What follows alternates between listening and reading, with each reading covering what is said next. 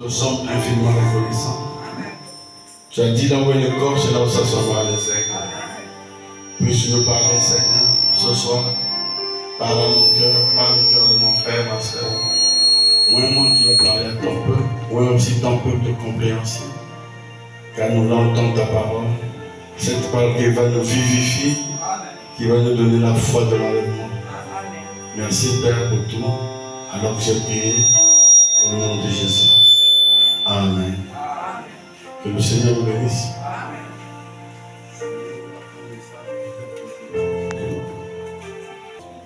Alors, le royaume des cieux sera semblable à 10 vierges qui, ayant pris leur lampe, allèrent à la rencontre de l'époux. 5 d'entre elles étaient folles et 5 sages. Les folles, en prenant leur lampe, ne prirent point d'huile avec elles. Mais les sages prirent avec leur lampe de l'huile dans des lampes, dans des vases. Comme l'époux tardait, toutes s'assoupirent et s'endormirent. Au milieu de la nuit, on cria, voici l'époux, allez à sa rencontre. Alors toutes ces vierges se réveillèrent et préparèrent leurs lampes. Les folles dirent aux sages, donnez-nous de votre huile, car nos lampes s'éteignent. Les sages répondirent, non, il n'y en aura pas assez pour vous et pour nous. Pour nous et pour vous. Allez plutôt chez ceux qui en vendent et achetez-en pour vous. Pendant qu'elles allaient en acheter, l'époux arriva, celles qui étaient prêtes entrèrent avec lui dans la salle des noces, et la porte fut fermée. Plus tard, les autres vierges vinrent et dirent, Seigneur, Seigneur, ouvre-nous. Mais il répondit, je vous le dis en vérité, je ne vous connais pas. Le verset 13 dit, veillez donc, puisque vous ne savez ni le jour ni l'heure. Amen. Nous allons parler sur le cri de minuit. Le cri de minuit, c'est un sujet qui fait couler beaucoup d'encre maintenant, avec des faux prophètes qui sont rentrés tout le temps. Donc nous allons corriger quelque chose. Que le Seigneur vous bénisse, pour vous asseoir.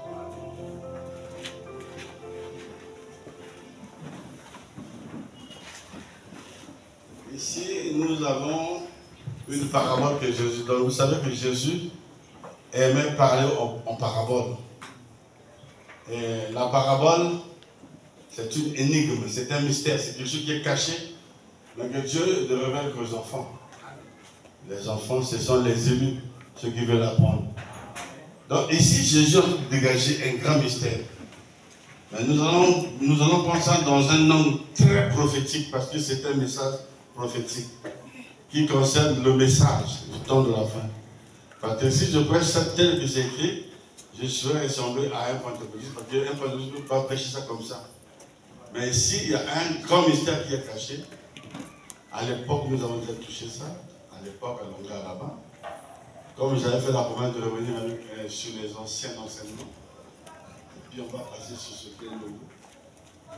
Le cri de minuit, une fois, il y a eu 2 garçons qui nous ont affrontés là-bas. Moi, j'étais dans le bureau, j'entendais le bruit, c'était Chide et d'autres frères qui discutaient avec ces gens-là. Ils ont dit qu'ils sont, les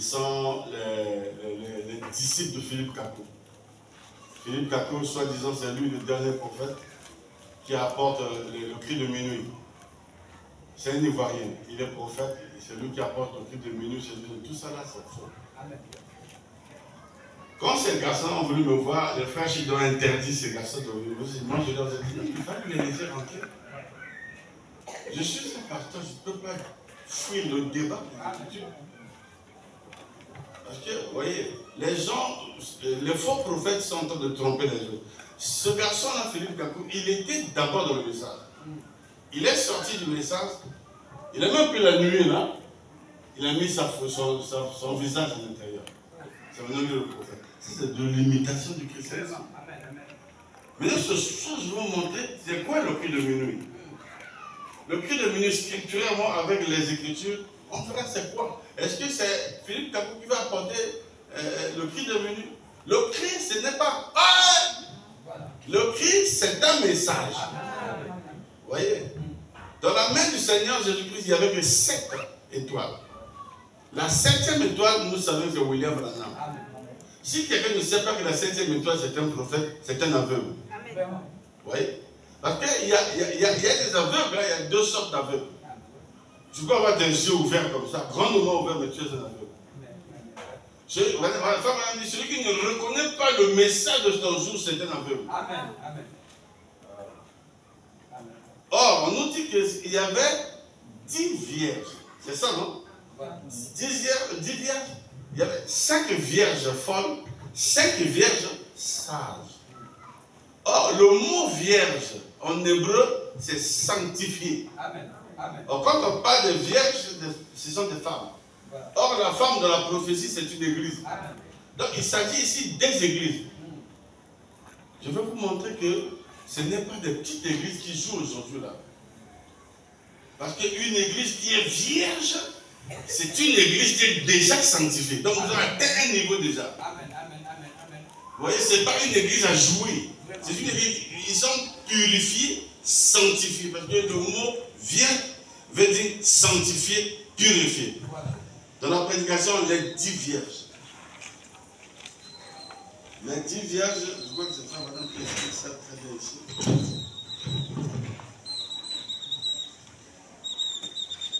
Les 10 vierges, ou questions et réponses sur les sceaux.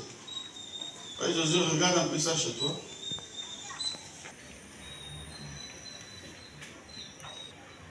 Le message est très profond. Le message est très profond. C'est bon, Josué? Je vois autour. Donc, si c'est 10 là, dans Matthieu, si c'est la 15, parce qu'il y a un monsieur qui avait. Il y avait même un mouvement ici après moi. Un garçon qui travaillait à la SNE. Et il y avait aussi d'autres frères qui l'accompagnaient. Ce monsieur-là, lui, il a dit que c'est lui le cri de minuit. Et c'est eux les 5 vierges sages. J'ai oublié son nom. C'est fou, non? C'est fou, c'est lui qui était les vierges. Ils sont venus, ils nous ont dit, comme vous ne croyez pas, frère, c'est fou, vous serez perdus. Parce que les 5 vierges sages, c'est nous. Oh! Une fois, ils sont venus nous voir même à la maison, je vais encore vers Bateau de Prince là. J'ai dit à ce frère-là, le frère Zaou, il était cool comme ça, il venait même les produits qu'on fait, les cercueils et tout ça. J'ai dit, frère, c'est faux. C'est une parabole. Vous ne pouvez pas s'appuyer sur une parabole. Une parabole, c'est comme un type. C'est une réalisation partielle. Ce n'est pas total. C'est une parabole, ce n'est pas sûr. Une parabole, c'est une énigme. C'est un mystère. C'est quelque chose qui est caché. Comment vous êtes... C'est là, autant de fois, on a posé la question. Frère Branham dit, sur la question, il dit, si c'est là la question de cette personne, si c'est 10 là, est-ce que ça voulait dire que ce serait seulement 10? Ou plutôt que ces 5 seraient seulement 5? Vous voyez? Frère Branham répond à ça. Avant que ces questions et réponses viennent, ces frères-là étaient les 5 vierges. Et quand nous avons reçu ces questions et réponses-là, alors ils ont changé de doctrine. Je ne sais même pas s'il vit encore ce monsieur-là. Vous voyez seulement 5 personnes? Non, ce n'est pas cela. Ce n'est pas que cela veut dire c'est seulement un. Il dit, ce n'est pas ce que cela veut dire. C'est seulement un symbole des vierges, voyez-vous. C'est un symbole. Vous êtes à 5, vous formez une doctrine, vous pouvez tout point noir, tout pour vous, votre ami. Non, nous sommes les 5. Je dis, c'est faux. Nous, on a résisté à ces frères-là. Seulement un symbole des vierges. C'est un symbole. Parce qu'on parle des églises. Le chiffre 10, c'est l'adoration. Vous voyez, des vierges qui sont sorties ayant de l'huile dans leur lampe. Or, la lampe ici, prophétiquement, ça parle du corps, du cœur. Les lampes, c'est le type du cœur. L'huile, c'est le type du Saint-Esprit. Le Saint-Esprit ne vient pas dans la tête, ni sur le pied. Le Saint-Esprit vient dans la lampe. Dans la lampe, ici, quand Jésus parlait des lampes, il faisait allusion au cœur de l'homme. Vous êtes avec moi? Alors, elles sont une partie de cette épouse. Et comme je le comprends, et ensuite, si vous remarquez, vous remarquerez là que c'était les vierges de la dernière veille. Suivez ça très bien. Les vierges de la dernière veille. Il y avait, les veilles s'étaient succédées. Il y avait eu 7 veilles. Et à la 7e veille, à minuit, pas à 22 heures, à la 7e veille, à minuit. Amen. Amen. Comme c'est le cas pour nous, nous en sommes là maintenant. Amen. Ça veut dire quoi? Nous sommes à la 7e veille. Amen. Et nous sommes à minuit. Amen. Quelque part, vraiment péché, il est minuit moins 3. Voilà. Je vais parler avec ce tableau-là. Regardez les veilles. La première veille, c'est l'âge des fêtes. La première veille, c'est l'âge des fêtes. Il y a eu des vierges ici, ils sont partis, ils sont morts. Ils attendent la venue du maître. Ici, deuxième veille, troisième veille, quatrième veille, cinquième, sixième, septième veille, c'est le dernier âge. Voilà. Vous êtes avec moi? La septième veille, c'est le... Parce que maintenant, on parle de veille ici, il ne parle pas de veille comme des veilles en Israël. Voilà. Nous sommes l'époux des nations. Il met ça en rapport avec les âges. Il dit, c'est là où nous en sommes maintenant. Nous sommes à la septième veille. Nous sommes au dernier âge à minuit. Minuit, c'est le milieu de la nuit. Amen, amen, amen. Est-ce que c'est vrai? C'est ici que nous sommes maintenant à minuit. Mais 2000 ans plus tard, 2000 et quelques ans, un monsieur sort du Côte d'Ivoire et dit que c'est lui le coup de minuit. Mais écoutez, frère, madame dit, frère, n'enlève pas ça, c'est très important. Avant que tu enlèves quelque chose, il faut être sûr que j'ai fini avec ça. Parce que je peux toujours revenir sur ça. Hein, Josué? Ok. Voyez-vous? Donc, à cette veille de minuit, ces vierges se sont réveillées et ont mouché leur lampe. Et elles sont entrées pendant que la vierge endormie. La vierge endormie n'avait pas l'huile. Je vais vous expliquer ça par rapport à la marche de l'église. Comme les gens encore jouent avec la marche, ils ne savent pas qu'ils sont en train de rejeter l'huile. Quand vous rejetez les principes de la parole, quand vous rejetez le message de votre jour, ou vous négligez certains petits détails de la parole, vous êtes en train de repousser l'huile.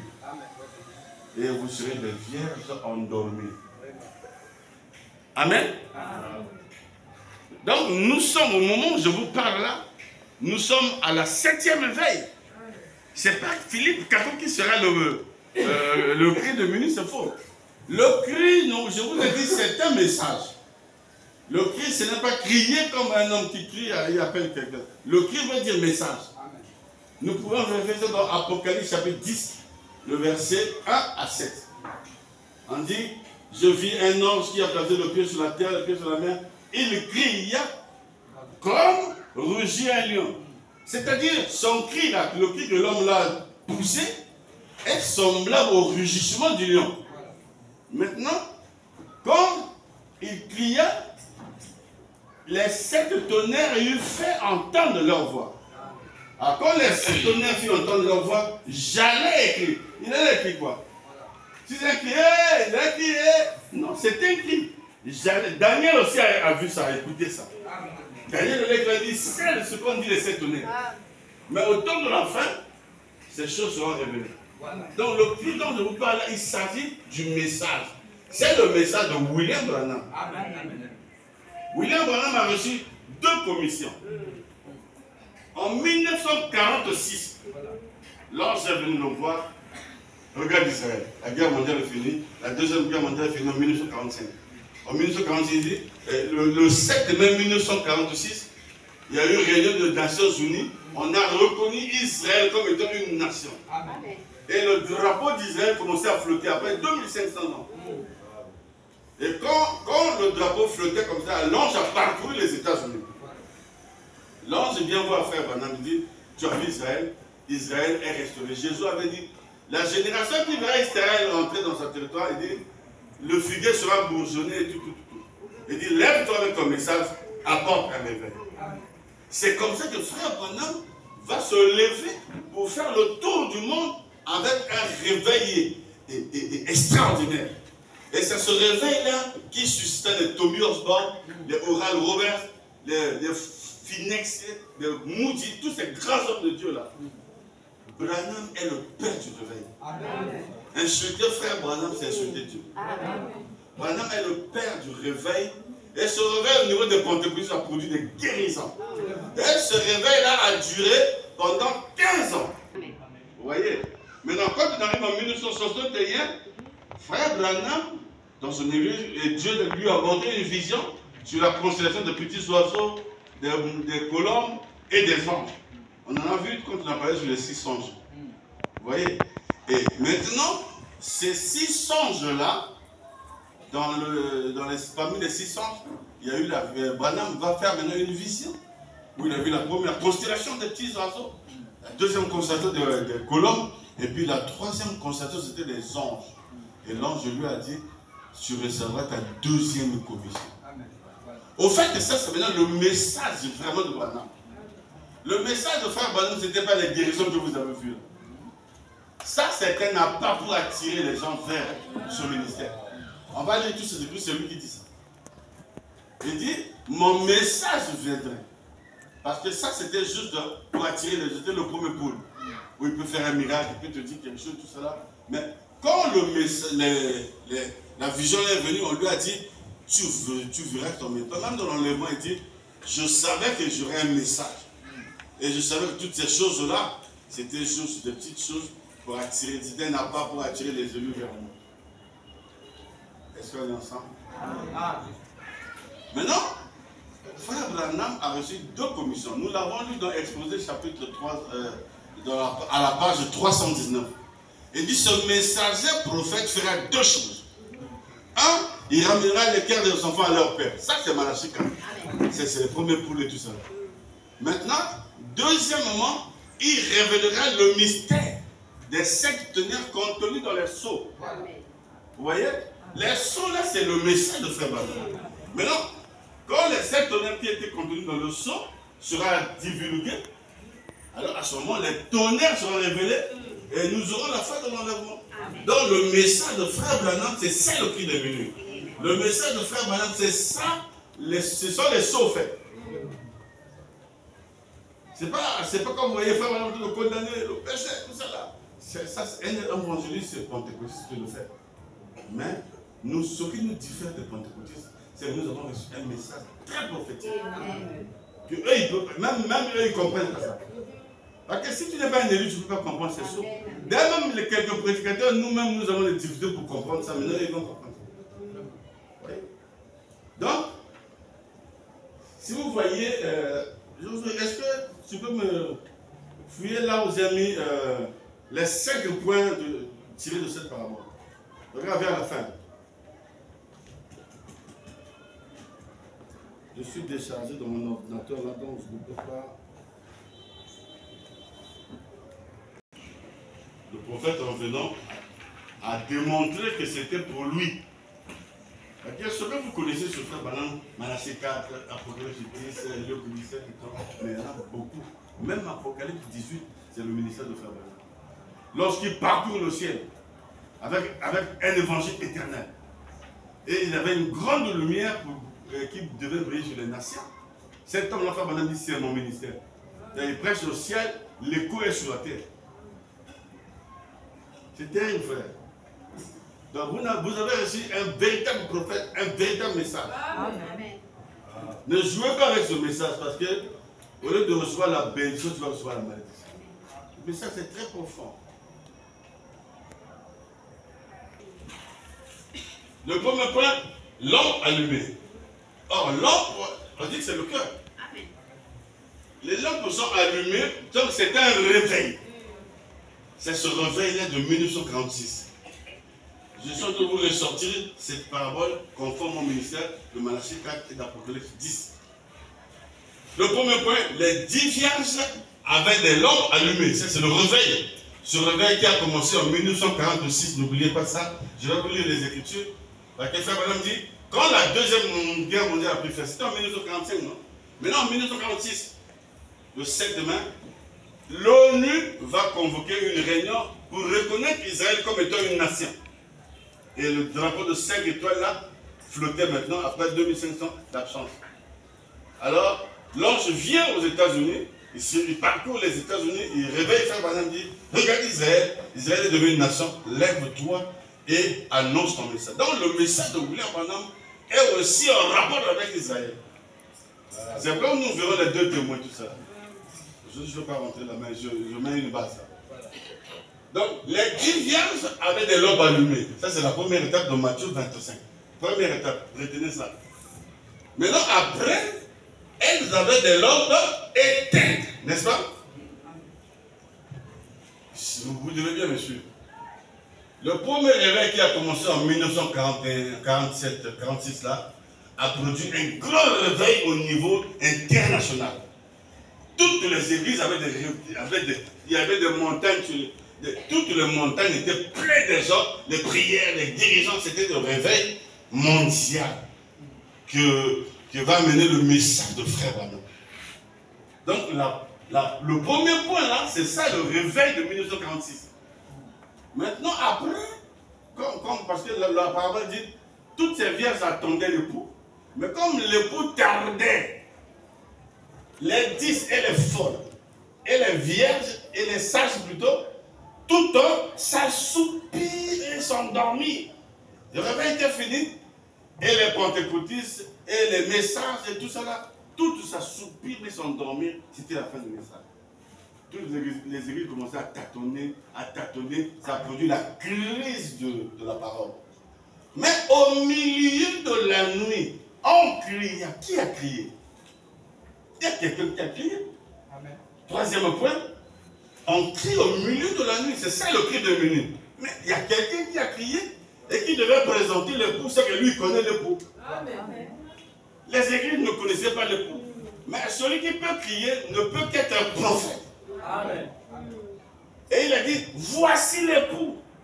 Or, n'oubliez pas, en 1933, quand Branham baptisait la 17e personne, l'ange lui a dit, de même que j'envoyais Jean le Baptiste pour préparer ma première venue, toi, William Branham, je t'envoie avec un message, vous êtes avec moi? Amen. Et c'est ce message qui préparera ma seconde venue.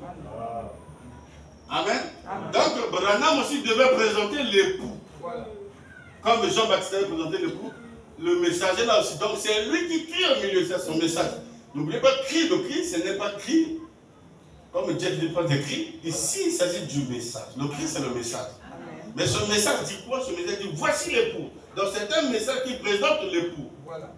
Alors, ça a produit encore le réveil de l'épouse. Frère Branham dit dans le 3e saut, 182, il dit, nous n'avons pas encore les réveils. L'épouse n'a pas encore le réveil. Il lui faut les révélations, c'est 7 tonnerres. Amen. C'est les 7 tonnerres qui vont réveiller l'épouse.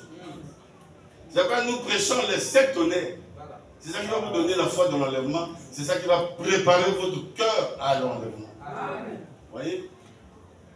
Donc, 3e point, c'est le cri de minuit. Donc, on criait au milieu de la nuit.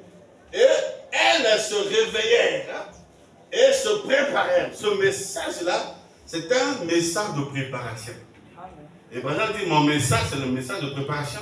Parce que l'épouse se prépare elle-même. Vous voyez? Donc, il faut un message qui va les préparer.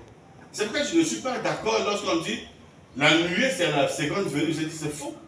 Parce qu'en 1960, jeudi le 28 février 1963, quand la nuée est venue, l'épouse n'était pas prête. Amen. Parce que pour que l'épouse soit prête, il faut qu'elle écoute le message. Voilà. Mais qu'est-ce qui allait le préparer? En 1963, déjà le message n'est pas venu. Voilà. Mais les gens ont dit non, Jésus est venu prendre l'épouse. Mais sur quelle base ils vont partir? il faut un temps de préparation. Un temps de préparation, parce que pour être enlevé, il nous faut l'acquisition de la foi de l'enlèvement. Or, il y a des conditions requises pour recevoir la foi de l'enlèvement. Mais si on n'a pas encore le message, qu'est-ce qui va nous préparer? Ça n'a pas de sens. Les gens vont imaginer que c'est la seconde demi. Il faut un message pour préparer l'épouse. Comme nous les auxiliaires, on prêchait comme ça, on est en train de vous préparer. Quand tu crois ça, parce que si vous croyez ces choses, frère Madame dit, dans l'ordinateur, si vous croyez ça, ça catapulte votre âme dans la gloire. Amen. Et lorsqu'ils se sont réveillés, et ils se préparaient. Et ensuite, le cinquième point, c'est l'arrivée de l'époux. Maintenant, ceux qui étaient déjà prêts, l'époux les a enlevés. Vous allez voir que non, les 5 vierges folles sont venues pour réclamer l'huile, mais c'était trop tard. L'huile, c'est comme le pardon. Vous allez obtenir ça maintenant. N'attendez pas après la mort pour demander pardon. Vous mettez votre vie en ordre. C'est maintenant. Parce qu'après, il n'y aura plus de pardon, il n'y aura plus de sang, il n'y aura plus de soucis. Amen. Donc, c'est ici. Je reviens, reprends le premier point. C'est ici le réveil. Donc, ici, jusqu'à là, nous sommes dans le premier et deuxième point. Le premier point jusqu'au deuxième point, nous sommes dans les 2 poules. Parce que frère Abraham, Dieu l'envoie avec 3 poules. Vous êtes avec moi? Les poules là, ce sont des attractions. En fait, c'est une puissance, ce sont des puissances. Alors, maintenant, on a commencé avec le premier poule et le deuxième poule. C'est ça qui a produit des réveils pentecôtistes. Tout le monde commençait à prier pour les malades. Il y a ceux qui imitaient même, il y a même l'huile sur la main, ils touchaient les mains, comme Madame faisait. Parce que le premier poule, il prend la main de quelqu'un qui est malade, il regarde, après il y a des vibrations. Après les vibrations, il te regarde, il sait de quelle maladie tu souffres, il proclame maintenant, tu es guéri. Il proclame la guérison. Si ça ne disparaît pas, il te bénit, il proclame une petite bénédiction, il dit rentre dans la maison. Le deuxième poule, c'était le discernement. Il va vous dire des choses et tout ça là. Parce que beaucoup de prédicateurs ont convenu le deuxième poule, le troisième poule. Le troisième poule, c'est le discernement des esprits.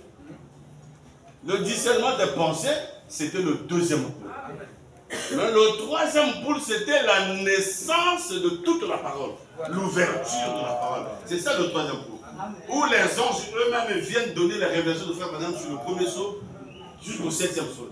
Que Branham ne comprenait pas avant. C'est ce même Branham qui avait dit le chevalier qui est le premier saut là, c'était l'antichrist. Non, il avait dit que c'était le Saint-Esprit. Je crois que c'était ça, non? Après, l'ange lui dit non, ce n'est pas le Saint-Esprit, c'est l'antichrist. Donc la parole corrige le. Ce n'est pas quelqu'un qui a corrigé frère Branham. C'est Dieu lui-même, la parole, qui corrige le prophète. Parce que la parole corrige toujours les erreurs. Vous voyez? Maintenant, Branham va nous expliquer tout ça là avec les citations après. Frère Branham, frère Josué, excuse-moi, on va aller point sur point tel que j'ai aligné ces citations. Ne pas que. Parce que je veux plutôt pas lire ici, mais lire c'est avec toi. Tu veux ça? Ça, on a déjà lu ça. Ça, on a déjà lu ça. Gérard lui a dit que ce n'est pas. Le chiffre 5, c'est juste un symbole. Voilà. Parce que c'est lui, c'est nous les 5 vierges, ça. Il a dit non, moi je lui ai posé la question. On était dans le bureau d'un ami. Il a dit, mais comment est-ce que tu peux croire les regards? Il a dit non, moi j'ai rêvé le frère sur la montagne. J'ai vu le frère sur la montagne. Donc si tu vois le frère sur la montagne, cela veut dire qu'il est prophète. Mais la sœur Audrey m'a vu ici sur le chandelier, non? Elle peut aussi m'adorer. Et non, le pasteur, non, ça c'est un prophète. Et puis moi, je crée une doctrine comme tout le monde. Comme Émile, il a commencé comme un guide, après il est devenu Dieu. Et c'est fou, aujourd'hui ils sont prêts. Le message. Disons, on a cru toutes ces faussetés-là parce qu'il n'y avait pas encore le message. Mais quand les logiciels de la voix de Dieu sont venus, quand Madame dit, c'était un symbole. C'est juste un symbole. Ce n'était pas 5. Il y avait 10. 10 qui étaient sages, et 5 qui étaient sages, et 5 qui étaient folles. On a posé la question à Frère Branham dans toujours ces questions-là. Pourquoi la Vierge? Elle est vierge, mais elle est devenue folle. Frère Branham dit c'est la négligence. Parce que n'oubliez pas, on parle des églises. La femme, c'est une église. Pourquoi?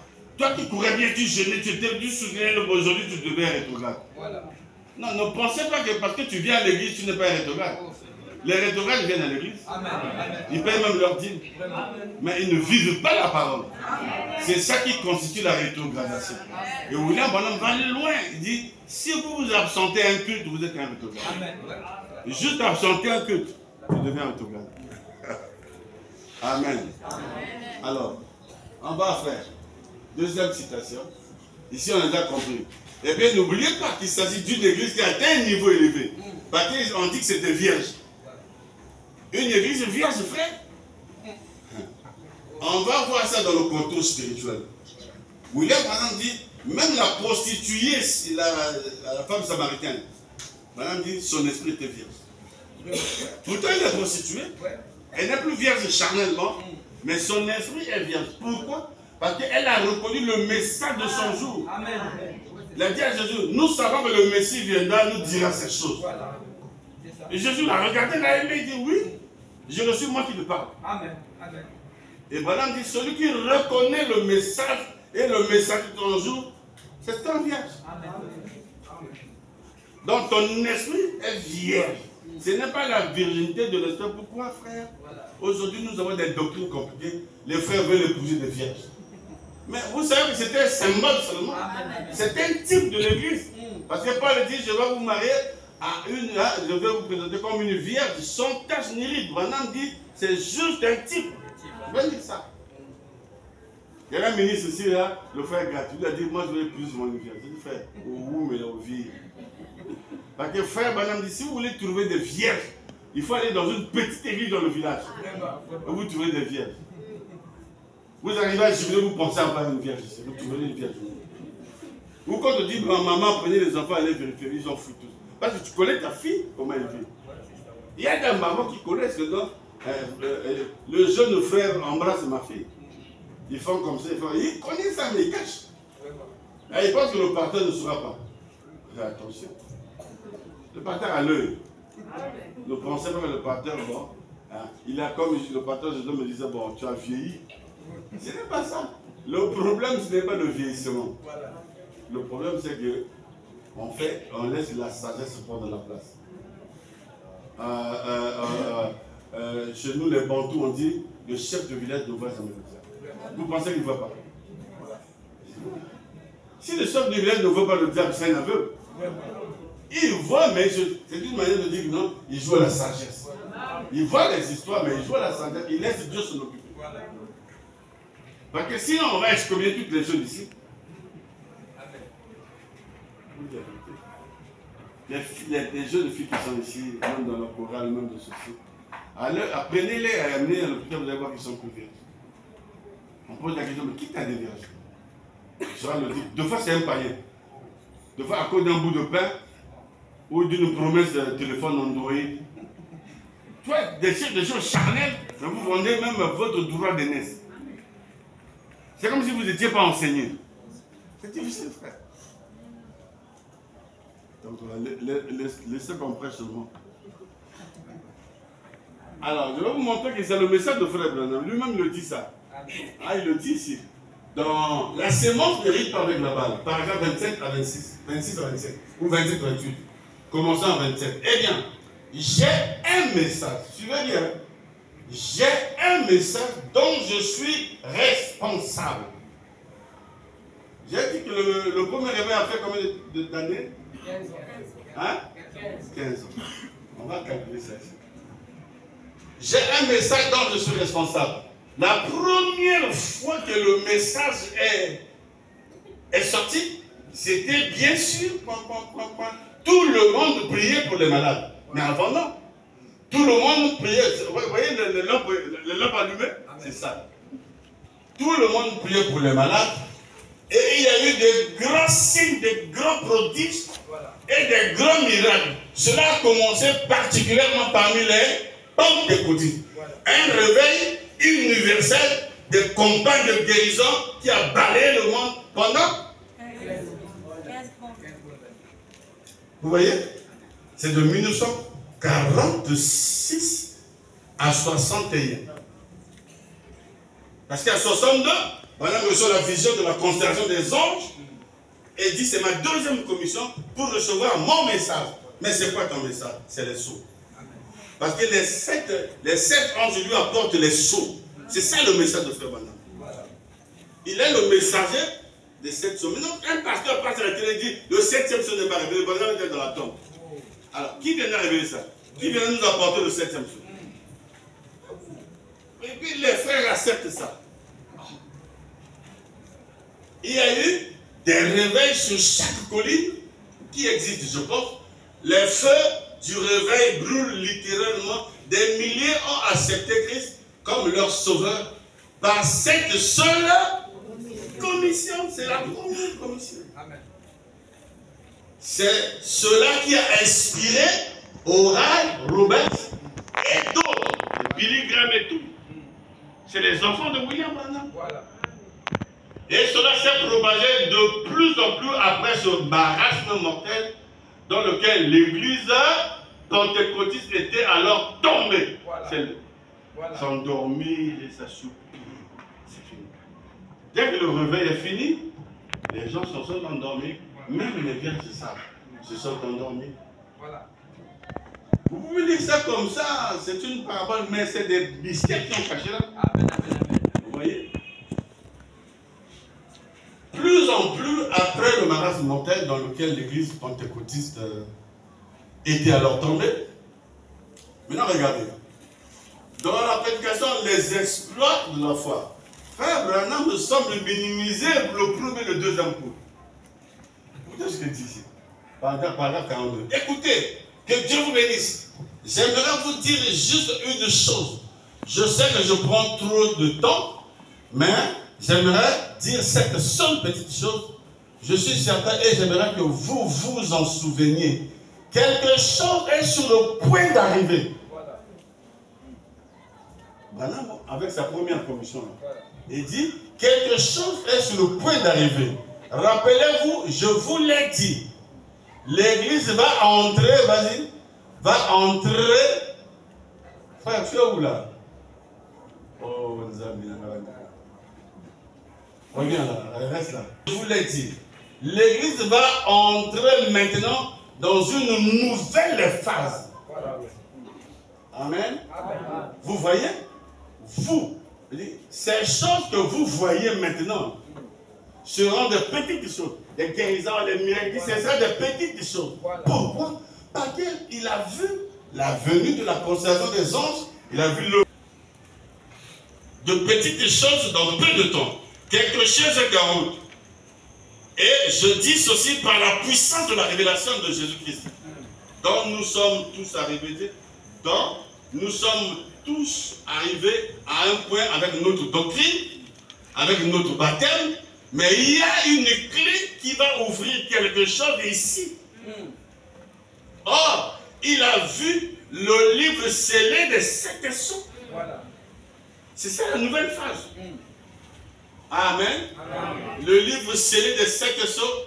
Et quand Daniel a vu la même chose.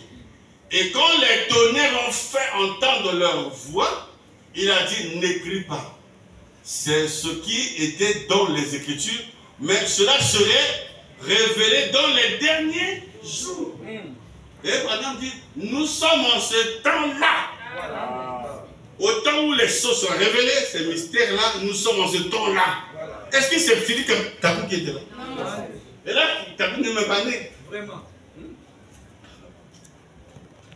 Nous sommes à Kadès maintenant. Kadès, c'est le jugement. Amen.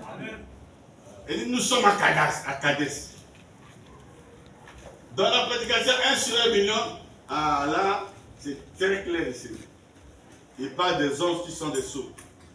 Vas-y, frère. Et ensuite, 2 semaines plus tard, ou plutôt 2 mois plus tard, j'étais là-haut sur la montagne avec un groupe d'amis. Lorsque cela arriva, qu'est-ce qui arriva? 7 anges, tout aussi visibles que vous êtes, que vous qui êtes ici, 20 descendants du ciel à une grande vitesse. Rappelez-vous, on a vu ça. Il a entendu une déflagration, il pensait qu'il allait mourir. Vous vous rappelez de ça? Il répète ça ici. Descendant du ciel des 7 anges. C'est la photo que vous avez. Ce sont les 7 anges. Là, par contre, on a incliné sa droite. Sinon, c'est comme ça. D'ailleurs, pourquoi les 7 anges sont venus voir frère? Pourquoi 7? Parce qu'il y a 7 choses qui doivent être révélées. Ce que l'église, les pentecôtistes ne connaissent même pas. Aucune église ne connaissait cette affaire de 7 choses. Jusqu'aujourd'hui, il y a ceux qui ne connaissent pas. Même nous, dans le message. Déjà, moi, j'ai vu, et je connais ces gens-là. Ils ont souvent 3, 4 femmes, 12, 13. Leur pasteur a 13 femmes. Ils ne croient pas le 7e jour. Ils disent le 7e jour n'est pas révélé. Oh! Si le 7e jour n'est pas révélé, donc les 7 tonnerres ne sont pas révélés. Amen. Parce que les 7 sont, retenez les 7 tonnerres, les 7 voix. Vous voyez? Les rochers, vers descendant du ciel à une grande vitesse, les rochers des montagnes se détachèrent et roulèrent sur les collines. Et ceux qui se tenaient là poussèrent des cris et prirent la fuite. Vous savez, et la poussière montait de partout. Et quand cela a eu lieu, il dit, retourne, les anges lui ont dit, retourne chez toi.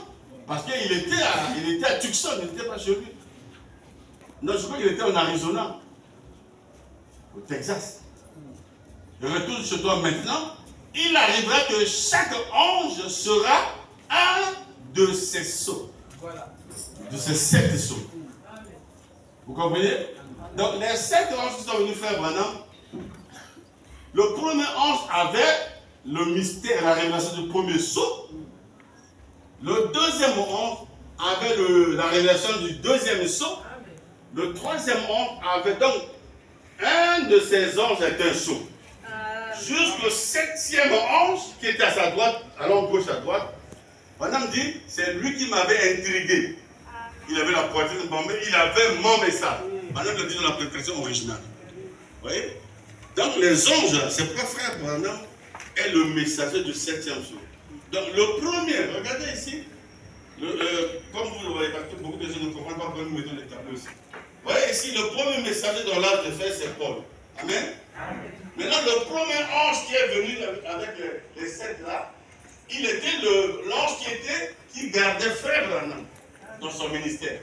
Tout le temps, frère Paul, j'allais dire, excusez-moi, je suis habitué avec le nom de Branham. Des fois, je confonds les autres messagers avec Branham. Regardez, Paul là avait un ange.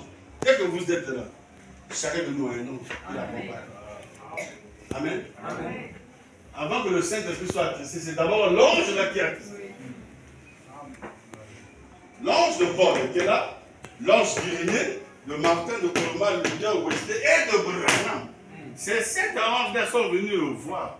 Il lui a dit, maintenant rentre chez toi. Nous, on viendra t'expliquer ces mystères-là. Et là, il dit, un de ces anges serait les sceaux. Et dans la prédication, la sémence n'hérite pas avec Baal. J'ai fouillé ça, j'ai pas vu ça. Enfin, j'ai pas bien fouillé ça parce que je connaissais ça. Le premier ange rentre dans le bureau, Branham a de méditer avec sa Bible, il voit quelqu'un rentrer, il s'assoit et il dit, ouvre là, ton cahier. Il explique, le premier c'est comme ça, le premier c'est comme ça. Et Branham se met à écrire. Comme Branham écrit le premier, il ne connaît pas le deuxième sceau. Le lendemain, un autre ange qui est avec Irénée vient et lui parle du mystère du deuxième sceau. Mais il ne connaît pas le troisième sceau. Et c'est comme ça que ça se passait. Maintenant, jusqu'à celui qui était le 7e. Donc, quand Branham parle du 6e sceau, vous allez lire ça, il dit, il y a un 7e dont nous ne connaissions pas encore. Mais quand on arrive au 7e ange, le 7e sceau, Branham dit, j'ai vu ça, c'est passé de moi en vitesse, ça se passe en 3 points. Les tonnerres, 3e coup et la seconde coup. Donc, ils ne connaissaient pas avant. Maintenant, les frères qui ne croient pas, prennent les déclarations d'ici.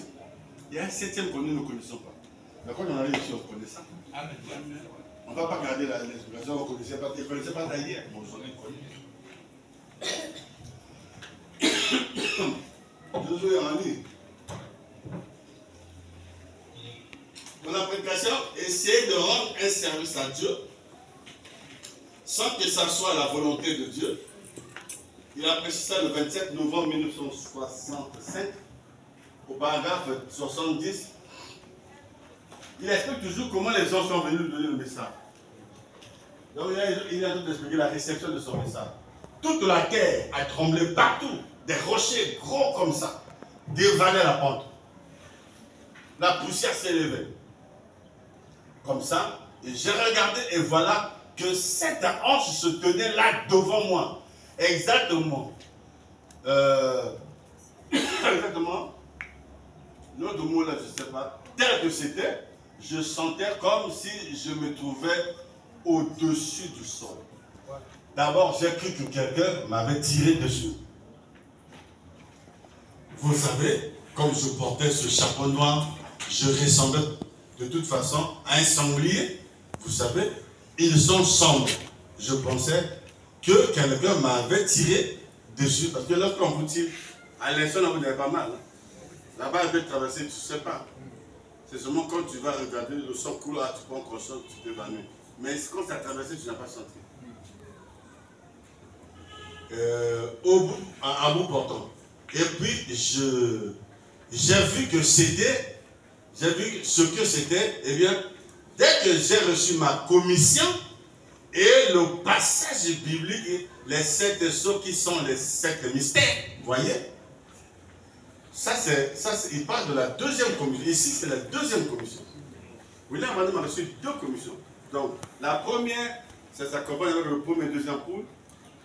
La deuxième commission, vous savez, la deuxième commission, c'est là où on va à Savigno Cagnon, on lui a posé l'épée sur ses mains. Et puis, il lui a posé la question à l'ange. C'est quoi? C'est l'épée du roi? L'ange lui a dit, c'est pas l'épée d'un roi. C'est l'épée du roi, c'est-à-dire la parole prophétique. Mais Branham a commencé à prêcher depuis longtemps. Mais c'est quoi c'est l'épée là? L'épée, la parole prophétique. Donc ce n'est pas la parole du premier poule, ni du deuxième poule, c'est maintenant le troisième poule. Suivez-moi très bien. Lorsque Branham reçoit la révélation du 7e sceau, le troisième poule rentre en action, ce n'est plus frère Branham seul qui parle. Il y avait Jésus qui parlait en lui, et il y avait aussi lui-même. C'est là où se fait la différence entre la voix de Jésus et la voix de frère Branham. Mais Dieu avait besoin d'utiliser le corps de frère Branham. Amen. C'est comme ça qu'on peut parler maintenant de la manifestation du Fils de l'homme, où beaucoup de pasteurs se sont embrouillés, beaucoup de frères qui ont cru comme nous, aujourd'hui ils adorent frère Branham. Parce qu'ils n'ont pas pu apporter l'équilibre sur Luc 17:30. Vous voyez? Il faut avoir l'équilibre sur le Fils de l'homme. Sinon vous allez vous basculer dans l'adoration. Parce que vous voyez, il y a des fois frère Branham parle, ce n'est pas lui qui parle, mais c'est l'ange qui est en lui qui parle. Alors les gens disent non, c'est lui. Et puis, un jour même à l'église comme ça, il y a un frère qui dormait, comme moi le frère dormait là. Le frère est tombé, il est mort. Frère Branham était encore dans le bureau, il méditait. L'église n'a pas besoin du frère Branham. Les frères qui étaient là ont commencé à prier pour le frère. Et le frère est revenu à la vie. Vous voyez que l'onction qui était sur le pasteur, comme l'a dit, David dit, l'onction commence sur la tête et ça déborde jusqu'au pont.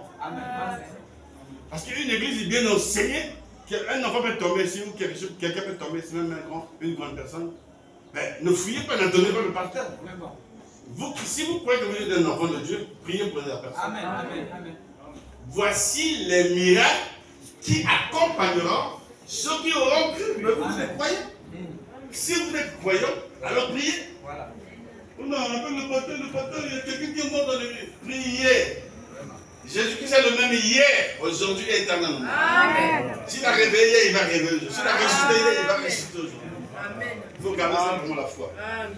C'est avec la foi. Je me rappelle la première prédication de frère Rodrigue ici, il avait dit on n'obtient que par la foi. Amen. Ça, j'avais obtenu ça, j'avais reconnu ça. Sans la foi, on ne peut pas être agréable à Dieu. Vous voyez? Donc ici, dans la prédication, on a 10 vierges. Le paragraphe 156. Avez-vous compris 1 sur 1 million? Est-ce qu'on a fini avec 1 sur 1 million aujourd'hui? 1 sur 1 million, c'est très prophétique. Laisse-moi parler, laisse-moi lire là où il y a ces rouges là. J'ai reçu ma commission et le passage biblique. Les 7 sceaux qui sont les 7 mystères. Voilà. Vous voyez? C'est ça. Maintenant, vous comprenez pourquoi nous mettons cette photo. Tu ne savais pas peut-être. C'est ça. Donc, cette photo-là, c'est la photo des anges qui sont venus donner la mission à Frère Branham qu'on a filmé. Ce n'est pas les gens du message même qui ont filmé ça. Vraiment, oui. Vous voyez? Donc, ce sont des témoignages. Il y avait, cette photo, il y avait 13 clichés. 13 clichés. Les Américains ont vu ça, les astrologues. Il y a un monsieur qu'on appelle McDonald, James McDonald, astrologue physicien. Il était le chef des physiciens. On a mis les photos là sur lui. Il a vu, il a regardé. Arrivé sur cette photo-là, il n'arrivait pas à classer ça. Tout a été classé. Là, c'est bon, là, c'est bon. Maintenant, arrivé, la 13e photo là, James McDonald a regardé. Il a dit, cette photo, il n'y avait pas de nuages, il n'y avait pas d'avion qui volait. Et puis, cette photo n'est pas prise au ciel, mais au niveau du stratophore. Or, au niveau du stratophore, les stratophores, vous avez fait physique, c'est là où se forment les tonnerres, les pluies, les tornades, tous ces événements météorologiques se passent dans les stratophores. Et c'est là-bas qu'on a filmé le retour de ces anges. Vous voyez? Donc c'était compliqué. Et les Américains appelaient ça nuée mystérieux. Pourquoi mystérieux? Parce qu'ils n'ont pas pu classer ça dans les autres, comme les autres photos là. C'était mystérieux. C'était pas un nuage, c'est une nuée. Voilà. Comme la colonne de feu, comme la colonne de nuée. Voilà. Mais c'est une nuée mystérieuse formée par la constellation des 7 anges. J'ai lu un imposteur à l'internet, il dit frère Branham a inventé ça, c'était le lancement d'un missile. Je regarde mon cœur malade. James McDonald a écrit, vous avez les brochures, le témoignage. C'est comme la photo là, de l'ange là. Ça a été confirmé. Les Américains ne sont pas les Congolais. Hein. C'est les Américains, il y a FBI, il y a CIA, compagnie intelligence américaine. Ils ont amené ça dans les laboratoires ultraviolets, donc des lumières sont passées, des experts ont vu la photo. Et cette photo est même dans la galerie de Washington DC. Si vous allez là-bas, vous allez voir ça. Obama même, quand il est venu, il avait même restauré ça dans son bureau. Il dit c'était la photo de l'ange. Branham dit c'est la présence de l'ange qui n'a jamais été photographiée. Amen. Et les gens critiquaient, ont raconté les gens. Nous savions que ce sont des témoignages. Je vous ai parlé déjà sur la puissance de ces photos-là. Donc aujourd'hui, le contenant les frères Branham, les 10 vierges, toujours 156. Maintenant, remarquez que toutes ces vierges, eh bien, laissez-moi considérer ceci. Prenons ces deux choses. Celle-ci est une vierge et celle-ci est une autre vierge. Celle qui était une vierge folle, celle-ci était une vierge sage. Mais les deux étaient des vierges. Amen. Ce n'est pas des églises pourries que nous avons aujourd'hui, frère. C'est une église, quand nous dit vierge, c'est une église sanctifiée. Amen. Une église purifiée. Une église sainte. Amen. Or, ceux qui forment l'église, ce sont les membres de l'église. Ce n'est pas une église où vous trouverez l'impudicité, la saleté, toutes ces bêtises que vous connaissez là. C'est pas ça. C'est une église qui a un niveau quand même. Amen. Parce que nous sommes dans la prophétie. Vous voyez qu'on dit vierge. Et pendant ainsi, il dit tout était des vierges. Mais sauf que les 5 étaient folles, les 5 étaient sages. Dans votre cœur, vous êtes une folle. Quand Jésus viendra pour nous enlever, toi tu vas rester. Parce que tu n'as pas quelque chose qui va t'emmener, tu vas te soulever de la terre pour t'emmener de l'autre côté. Tu n'as pas. Il faut le Saint-Esprit. Et le Saint-Esprit, entre parenthèses, il dit la foi de l'enlèvement. Donc le Saint-Esprit, ça commence par la nouvelle naissance. Une nouvelle naissance, le Saint-Esprit vient, au fur et à mesure tu grandis, après ça se transforme en la foi de l'enlèvement. C'est comme lorsque toi tu veux te guérir, il faut avoir la foi. J'ai la foi si le pasteur fait la prière, même si moi je prie, les maux de tête vont s'arrêter. Parce que tu as la foi de la guérison. Mais pour aller au ciel, il te faut aussi la même foi qu'on appelle la foi de l'enlèvement. Ne pensez pas qu'on va s'envoler comme les oiseaux. Ça, c'est les deux qui croient comme ça.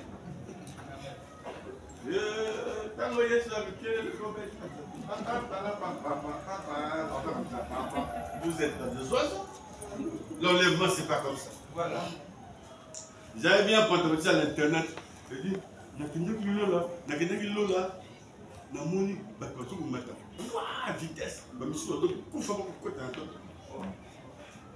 Où est-ce que le gars a ramassé cette chose? Donc, il voulait nous dire que ceux qui montaient en vitesse, là, c'était des élus. Et ceux qui partaient sous terre, là, c'était des réprouvés. C'est faux. Nous allons rencontrer le Seigneur dans les heures. Amen. C'est là où Adam dit, il n'y a pas eu de promesse que vous allez rencontrer Jésus sur la terre. Il dit, même si je vois Jésus à cet instant avec des cicatrices sur la terre, je ne croirais pas. Il n'y a pas une promesse où Jésus va rencontrer son épouse sur la terre. Non. Même les cicatrices, on verra dans les airs. Pas sur la terre. Donc, quand vous venez à l'église, l'objectif ou le but d'une prédication, c'est de transmettre à l'église le Saint-Esprit. Amen. En ce temps de la fin, on nous a envoyé un message. Beaucoup de gens, même qui viennent dans les tabernacles, ne savent pas pourquoi Dieu a envoyé ce message. Ils ne savent pas. C'est pourquoi vous jouez avec le message. Mais vous ne savez pas que ça, c'est votre délivrance.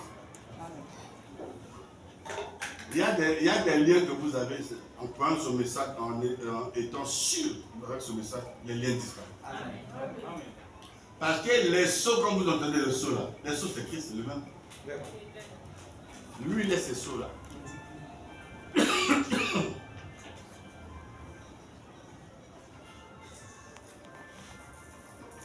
Et que vous le vérifiez, il signifie quoi? Saint, les ensemble, saint, virgule, quoi? Pur, virgule, sanctifié.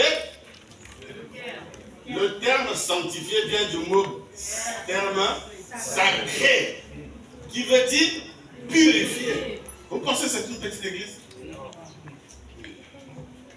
Une église purifiée, c'est une église qui a un niveau. Et puis c'est sacrifié dans la marche.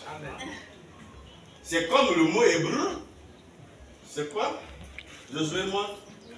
C'est sanctifié, qui signifie purifié. Ça, c'est pour vous montrer le niveau qu'avait atteint cette église. C'était pas. Attends, on parle des églises. Il s'agit ici des églises. Lorsque ces églises ont entendu l'époux, donc Jésus, comme aujourd'hui, Jésus va venir, oh, mais ça fait longtemps qu'on a entendu ça. Moi, j'étais petit quand j'ai entendu ça. Jusqu'aujourd'hui, il n'est pas venu. Alors, il s'assoupit et s'endormit. Toutes les églises s'assoupirent. Et les pentecôtistes et les autres messages, voilà. Tous s'assoupirent et s'endormirent. Il a fallu qu'un autre message vienne, c'est-à-dire à une dimension, un réveil de l'époux. C'est ça, la venue de la pierre de fête. Voilà. On cria, voici l'époux. Il y a quelqu'un qui a crié. Voilà. Ce n'est pas un ange qui a crié. Si on reste avec le mot ange, ce serait un ange messager du 7e église. C'est William Branham qui apporte le message, cri de minuit, c'est lui. C'est là où il dit, c'est la 7e heure à minuit, c'est là où nous en sommes. Amen, amen, amen. Amen. Ne croyez pas, ces gens-là, ils forment des foules, ils présentent Philippe Kakou, ils forment des foules. C'est un imposteur. Amen. C'est un imposteur. Amen. Et puis c'est un blasphémateur. Amen. Le message, quand vous entendez cri de minuit, il s'agit du message de William Branham. Amen. Minuit, pourquoi? Parce que nous sommes à la fin. Amen. Nous avons une journée prophétique. Il y a le matin, c'est le matin des apôtres. Il y a midi, c'est les réformateurs. Il y a le soir, c'est le Malachie 4 qui vient. Et il y a la nuit. Quand on arrive à minuit, le lendemain, il prêche, c'est le lever du soleil. Il dit, un nouveau jour s'est levé, Dieu nous a visités. Et l'époux dit, shalom à l'épouse. Vous voyez, le cri de minuit, c'est lui-même qui la porte. Pour la bonne compréhension, j'ai vu quelques bien-aimés sont venus un peu en retard. Est-ce que frère, tu peux donner la première citation là où il parle de prix de minuit là? Alors, je dis que c'est à la 7e, il n'y a pas de veille pour ça. J'ai oublié, c'était quelle prédication? Hein? Est-ce que ça voulait dire que ce serait, ou plutôt que ces 5, ce serait seulement 5, vous voyez? Seulement 5 personnes. Non, ce n'est pas que cela veut dire, ce n'est pas ce que cela veut dire. C'est seulement un symbole des vierges, vous voyez? Des vierges qui sont sorties avant l'huile, ayant l'huile dans leur lampe. N'oubliez pas que nous sommes ici dans les symboles. La lampe ici c'est le cœur. La lampe symbolise le cœur. Amen. Parce que dans d'autres traditions, on dit la lampe aussi c'est la parole. Mais ce n'est pas dans ce contexte-là. David a dit, ta lampe est une lumière sur mon chemin, non, ta parole plutôt, une lampe sur ma route. Ayant de l'huile dans leur lampe, elles sont une partie de cette épouse. Attends, reste un peu ici. À partir de si je te pose ta question, toi qui vas même pas expliquer. Tu sais quoi? Qui est une partie de l'épouse? Parce qu'il y a des vierges sages, il y a des vierges folles. Mais qui est une partie de l'épouse? Vous allez me dire la vierge sage, non? Mais la vierge folle aussi fait partie de l'épouse.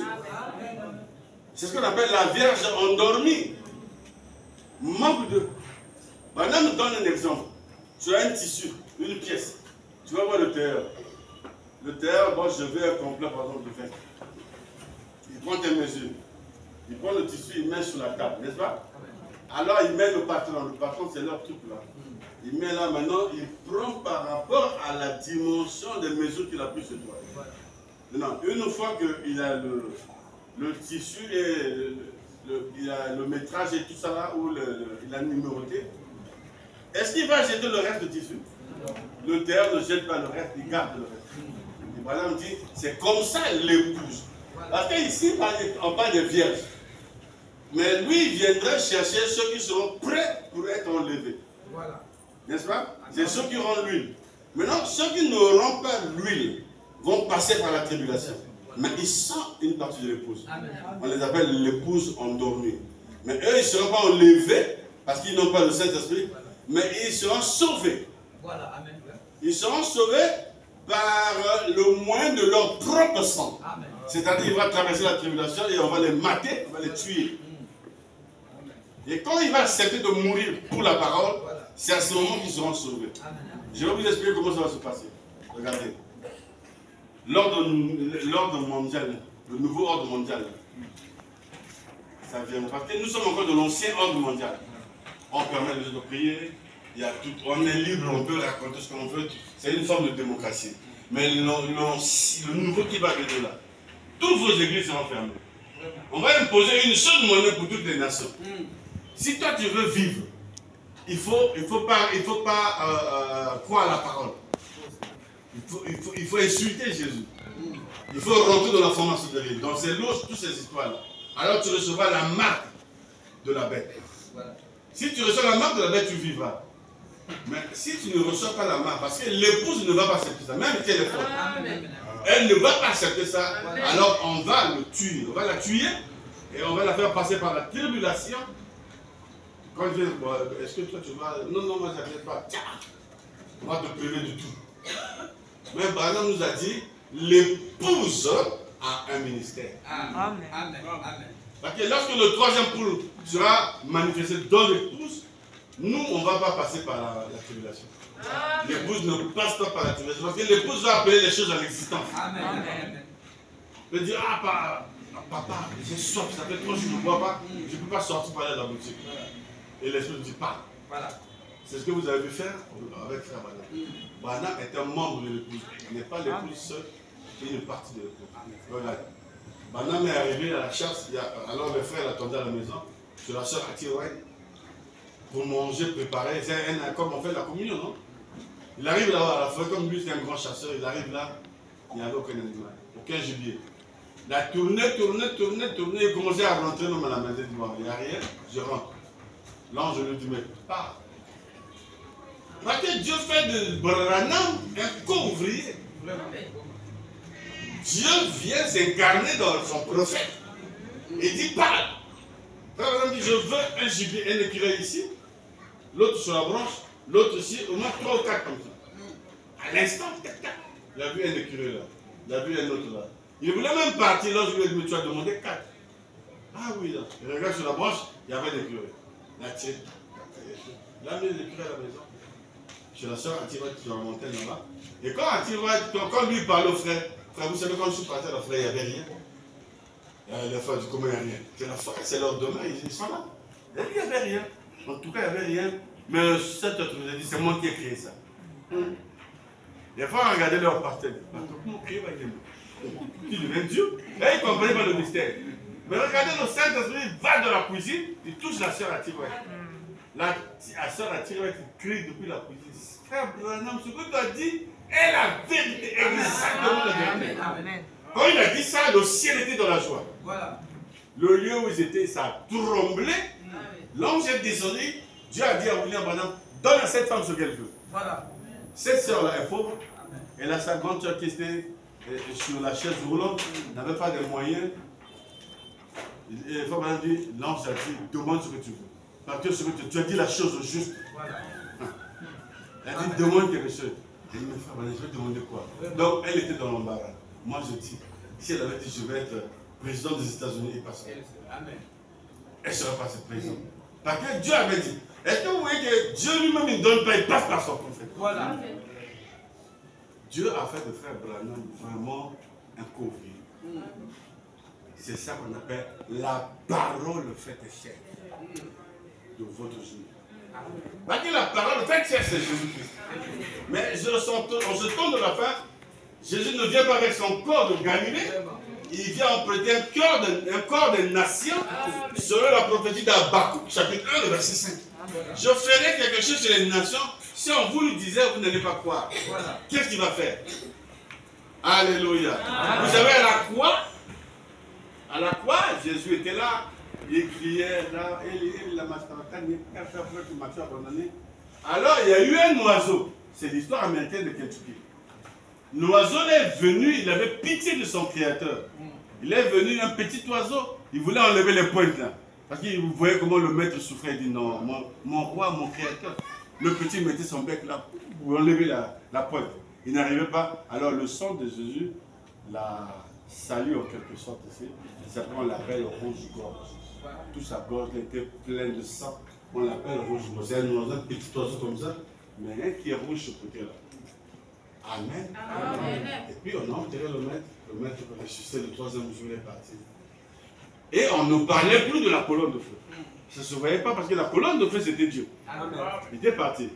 Le 6 avril 1909 à 5 h du matin, William Branham est né. Vous êtes avec moi? C'est très important. À 5 h du matin, le même rouge-gorge qui avait essayé d'enlever les pointes là-bas, a reconnu le maître est revenu sous une autre forme. Amen. Il est venu, il commençait à chanter. Il est ressuscité, il est ressuscité, il est ressuscité. Et par exemple, ils entendaient ce qu'il disait. Mais il était un bébé. Pourquoi? Parce que c'est là où parce qu'il ne s'agit pas de Jésus dans la chair. Il s'agit de Christ. Ça fait la différence entre Christ et Jésus. Amen. Amen. Christ, c'est l'onction qui vient, mais qui vient de William Branham selon Luc 17 et 30. Amen. Amen. Selon Luc 17 et 30. Alors, les gens m'ont dit au village, oh, mais qui est cet enfant qui est né là? Mais comment est-ce que l'enfant là sera quand il sera grand? Parce que tous les villageois n'ont pas compris. Parce que beaucoup de gens sont venus voir le bébé. C'était une cabane. Même la porte dont on passe, c'était une fenêtre, on ouvrait comme ça et tout ça. C'était un couple jeune mais pauvre. Mais ils ont mis au monde un enfant et ils ont dit la colonne de feu est revenue. Je crois que j'ai déjà parlé sur le retour de la colonne de feu ici. Il est revenu le 6 avril 1909. Bon, est-ce que vous vous êtes posé des questions? Pourquoi seulement le 6 avril? Et à partir de là, on a commencé à voir la colonne de feu. Et quand Frère Branham prêche en 1950 à Houston, devant les pentecôtistes, qui l'ont défini, les pasteurs pentecôtistes, qui l'insultaient, c'est un faux prophète. C'est miracle que tu fais là, c'est truqué et tout ça là. Ils ont filmé le débat. Et quand on a développé la photo, c'est là où on va voir maintenant cette lumière sur la tête de Frère Branham. Amen. Mais qui est cette lumière? On a amené ça à la FBI. Parce que, imaginez s'il était un fraudeur. Il ferait la prison. Et les Américains ont dit, oh, d'abord il y avait le chef de la FBI sur le côté des documents contestés. On l'appelle Lindsay. Je vois que c'est ça, Lindsay, non? Lindsay a vérifié par la lumière, tout. En bas, vous allez voir dans l'histoire de ma vie, en bas, il a mis la conclusion. Il a dit cette photo n'a pas été retouchée. Donc, ça n'a jamais été falsifié. Il dit cette photo, la lumière de la photo a frappé l'objectif. Amen. C'est-à-dire, quand les frères sont là, vous prenez la photo, tac, la lumière, le flash là, s'il n'y a personne, ça va, c'est un noir qui va sortir. Mais s'il y a quelqu'un, il prend l'image de la personne. Amen. Donc l'objectif a frappé la personne. Donc il y avait quelqu'un qui était là, mais c'était un être surnaturel. C'était Dieu. Voilà. Mais regarde la prochaine, il était sur la tête de Frère Branham. Et Frère Branham dit, il était venu pour confirmer sa parole, son message. Voilà. Un jour en Jamaïque, le frère écoutait les bandes. Branham prêchait, tout. Ils ont mis la colonne de feu rentrer dans leur maison, les frères. C'est resté sur la radio cassette. Est-ce qu'ils étaient venus pour confirmer la radio? Donc la colonne de feu a reconnu la parole qui sortait de cette cassette-là et qui est le message de Dieu. Amen. Et Branham est la voix de Dieu en ce dernier jour. Alors, on a filmé ça. Il y a un frère qui est avec nous aussi. Chez lui, une fois la colonne de feu rentrée, il m'a appelé, il dit observe encore, au moins 30 minutes. Il a dit ça est toujours là dans la chambre des enfants. Il a dit c'est Dieu. Ah, la colonne de feu, il a dit ne vous agitez pas. Voilà. Nous sommes dans le vrai. Nous sommes dans le vrai. Et il ne vient pas pour le pasteur, voilà, ou pour toi parce que ta maison est jolie. Non, il vient pour confirmer le message. Amen. Que nous avons reçu en ce temps de la fin. Dieu nous a visités, frère. Et c'est ça le cri de minuit qu'on ne vous trompe pas. Amen. Ok. Josué, faites défiler ça. Est-ce que vous avez des doutes? Est-ce que c'est ça? C'est là où on parle de veille. 7e veille, tout ça. Est-ce que c'était pas ça? Il s'est marqué là, c'était les vierges de la dernière veille. Non, de la Odyssée. C'est ça, la dernière veille, c'est le 7e art. Je viens de vous expliquer ça. Les veilles s'étaient succédées. Il y avait eu 7 veilles. Et à la 7e veille, à minuit, comme c'est le cas pour nous, nous en sommes là. Ça, c'est la tradition de la voix de Dieu. Chérina dit, c'est à la 7e veille, à minuit, c'est là où nous sommes. Voyez-vous? À cette veille de minuit. Donc, nous sommes à la 7e veille. Donc, la 7e veille à minuit, c'est là où nous sommes. Ces vierges se sont réveillées et ont mouché leurs lampes.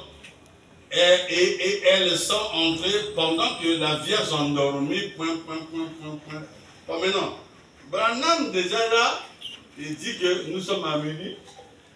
Ouais, donne-moi la date de cette prédication. Regarde la date, en quelle année il dit ça. C'était question-réponse sur les sceaux. C'est en 1963. Je ne pense pas que Philippe était jeune. Capou n'était pas encore né. En 1963, Frère Branham dit que nous sommes déjà là à minuit, à la 7e veille. Voilà. Parce que c'est à la 7e veille, donc au 7e âge, le pouce sera enlevé. L'enlèvement, c'est dans cet âge-là. Amen. Amen. Et donc nous sommes là, préparons-nous pour l'enlèvement. Ça viendra, vous ne penserez pas. Ça viendra, vous serez surpris. C'est pourquoi si vous venez à l'église, ne prenez pas les choses à la légère. Ne soyez pas charnel. Nous venons traiter l'âme. Ici, on vient traiter notre âme. Même si l'enlèvement ne vient pas, mais la mort peut venir. Mais comment est-ce que tu vas rencontrer? Je vous avais dit mercredi, vous auriez des problèmes dans le Jourdain. En traversant le Jourdain, tu auras des sérieux problèmes. Maintenant, on va te poser des questions, tu n'es même pas là. Oh non, Seigneur, je ne connais pas ça. On te montre le film, ton pasteur est en train de parler de ça. Voilà. Parce que tout est enregistré à la 4e dimension. Tout ce qui se passe ici, tout ce que vous faites comme acte, tout, c'est enregistré. Les actes que vous posez, Dieu. David a dit, où irai-je? Si je vais dans la mer, tu es là. Même au fond des ténèbres, tu es là. Les ténèbres sont comme le jour. Qui va se cacher devant le Seigneur? Même là, je ne veux pas le voir, je cache ma face. Dans ta pensée, dans ton intelligence, ça va, tu vas voir ça. Donc tu ne peux pas te cacher. Tout est enregistré. Aujourd'hui, c'est le jour de l'homme, mais le jour de Dieu vient. C'est le jour du jugement. La venue du Seigneur. Qui va échapper? Tout ce qui vient faire l'aventure à l'église. Ce jour-là, tout sera exposé comme ça. Tu ne peux pas fuir. C'est le temps. Regardez votre âge. Vous avez quel âge maintenant? Prends ton âge là. Commencez à réfléchir. Il te reste combien de temps sur la terre? Tu ne sais pas, frère.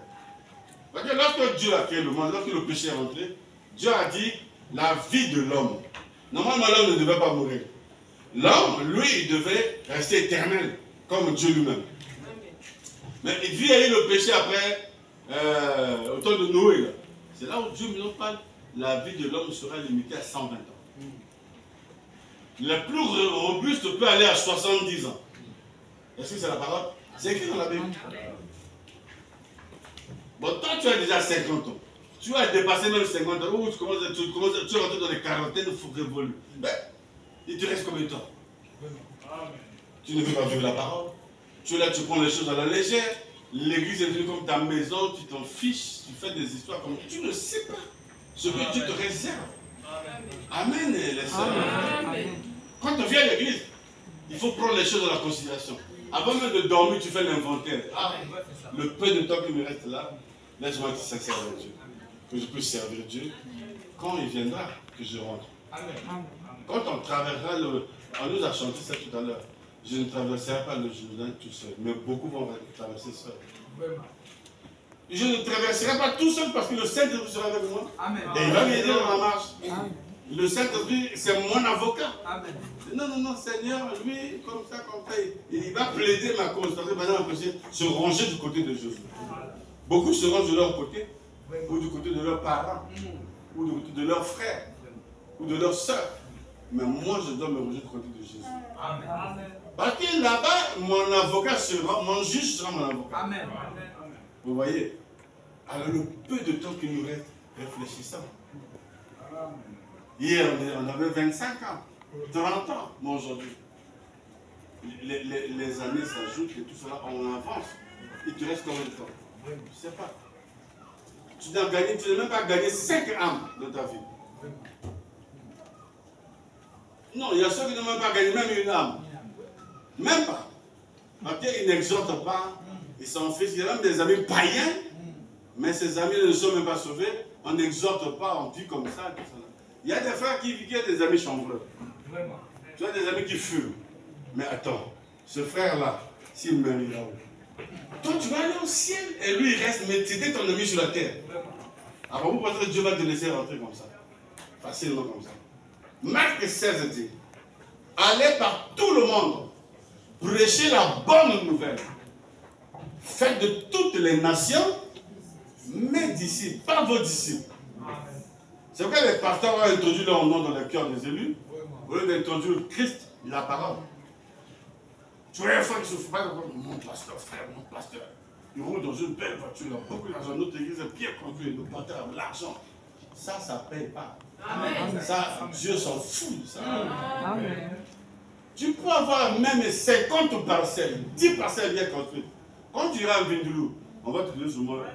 Je ne sais pas, même pas 2 mètres. 1 mètre 30, comme ça. Maintenant, vous. Oh, moi, j'avais une maison à 4 chambres, 5 chambres, étages, tout ça. Split et tout. Ouais, là-bas, il y a la chaleur. Amen. Vous savez ce qui pourrit en premier dans l'homme? Vous savez c'est quoi? Qui connaît ça? C'est quoi? La langue. Pourquoi? Tout va. C'est ça qui pourrit à vous. La Bible dit dans le psaume, je ne sais pas psaume 100 combien là. Celui qui parle beaucoup ne manque pas de péché. Amen.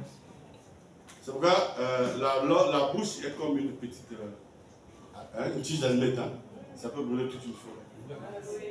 Alors on nous demande la maîtrise. Il faut avoir la maîtrise. Il y a le chien papa hier ici, il a parlé, il a parlé. Je l'ai laissé parler pendant 3 heures de temps. Je n'ai pas ouvert ma bouche.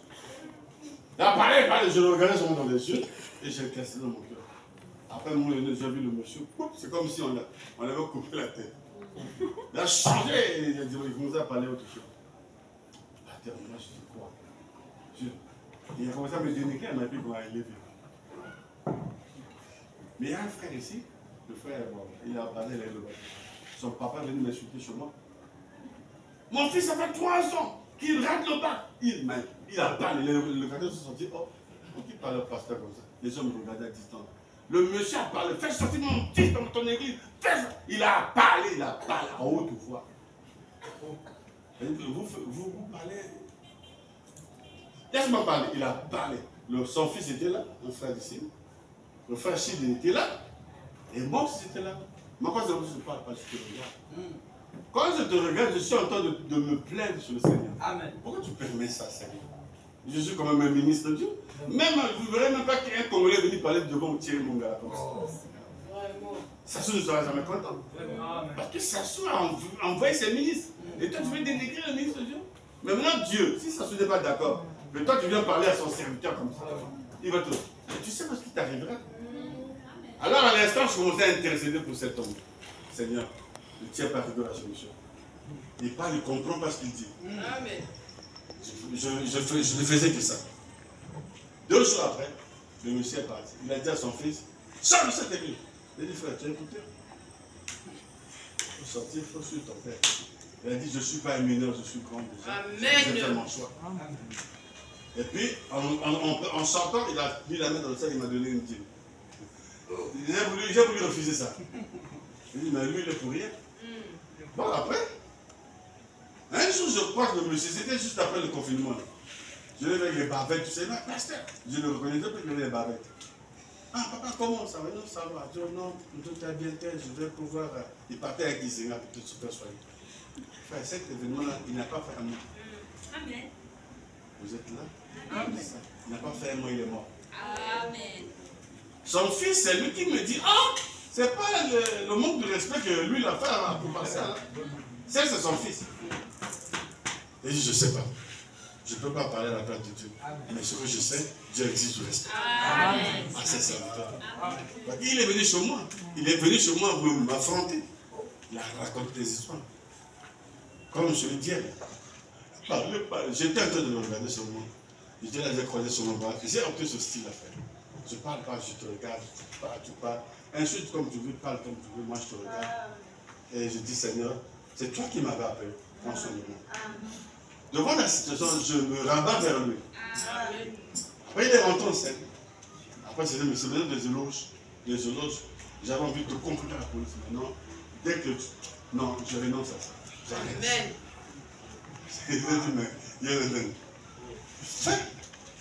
Fais comme tu veux. Frère, je vous dis la vérité. Restez calme. Dieu a dit, sachez que je suis Dieu. Amen. Un chrétien devait savoir qui est-il. Tu es fils de Dieu. Alors, qui est ton père? Et dans la prédication de la divinité de Jésus-Christ, frère Branham dit, la divinité n'est plus au ciel. Amen. La divinité est dans le cœur de chaque élu. Amen. Donc vous voyez le frère assis comme ça, mais c'est Dieu qui est assis ici. Amen. Un manque de respect à son égard, c'est à Dieu. Et je vais le compte à compte. Amen. Amen. Très important, frère. Aujourd'hui, nous sommes à la 7e veille. L'enlèvement, c'est dans cet âge. Ça ne sera pas demain ou après-demain, c'est maintenant. Amen. Et l'enlèvement commence d'abord par votre âme. Vous savez ça? C'est pourquoi, quand vous êtes là assis, il y a ceux qui sont déjà enlevés. Pas physiquement, mais spirituellement, ils sont enlevés. Ça commence par la nouvelle naissance. Paul dit, si quelqu'un est en Christ, il est une nouvelle création. Les choses anciennes sont passées. Mais une nouvelle création, comment? C'est un monsieur qui est né en 1966, là, on dit qu'il est une nouvelle création. C'est comme si tu deviens encore Mais oui, c'est parce que spirituellement, Dieu t'a recréé encore. Amen. Amen. Amen. Et la nouvelle naissance, ça exclut la naissance charnelle. Amen. Vous êtes avec moi? Amen. Parce que cette nouvelle naissance, c'est une grâce que le Seigneur a apportée. Parce que dans l'Ancien Testament, si tu étais un enfant, par exemple, illégitime, tu ne rentres pas au ciel. Or, avec la nouvelle naissance, que tu sois illégitime ou pas, Amen. tu peux rentrer Amen. par la grâce du Seigneur. Amen. Et ça, c'est la grâce du Seigneur. Parce que la Bible dit, la loi est venue par Moïse, la grâce est venue par Jésus-Christ. Amen. Amen. Donc, ne croyez pas, si vous voyez un pasteur venir dire Philippe Kakou, c'est le prix de minute. Le prix de minute, c'est William Branham. Le prix de minute, c'est Branham lui-même qui l'a dit. C'est à la 7e veille, à minuit, c'est là où que nous en sommes. Et ça, c'est en 1963. Nous sommes aujourd'hui en 2024, frère. Bon, quelqu'un va sortir comme ça, c'est moi le prix de minute. Mais tu sors de toi. Ça, c'est un imposteur. Amen. Et puis, il prend tout le côté sacré de Branham sur la propos. C'est un bon, oh, le prophète du temps de la fin, c'est lui. Le prophète, tu as appris ces choses-là. Toi, tu t'es fait du message hier. Aujourd'hui, tu deviens prophète. On ne devient pas un prophète à 40 ans.